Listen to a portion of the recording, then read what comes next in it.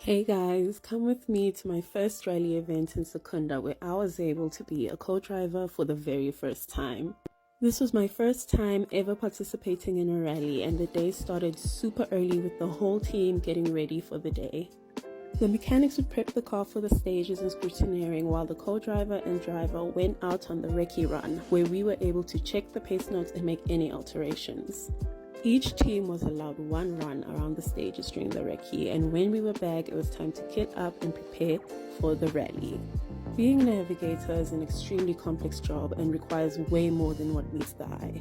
Not only was I responsible for making sure that the pace notes were accurate, I had to make sure that the whole team stuck to the time regime and we clocked in at every single point at the rally at the right time.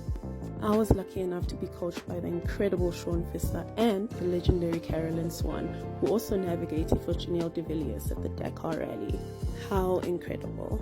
The coolest thing I learned about being a navigator was learning how to use the odometer.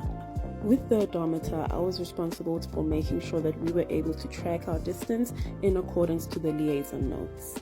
The odometer would calculate distances, and every single time we reached a key point, like at this toll gate, I'd reset the bottom by pressing a little button by my feet, which resets the numbering so I can calculate for the next key point. The numbers on the side are what helped me keep track of the distance. Once we got to the beginning of a stage, we had to line up in our running orders and make sure that we clocked in at the correct time.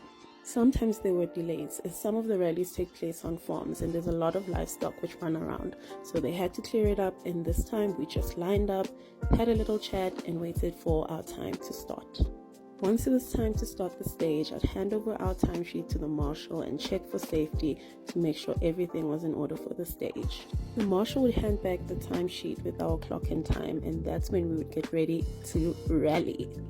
The driver would get the car ready and warm up the brakes on the way, and I would make sure that the pace notes and the odometer are all reset. Because I was so tightly strapped in, I had to use a pin to reset the top part of the odometer, as I was all the way back. In rally, things don't always go as planned, and we ended up losing a tire which flew over the front part of the car.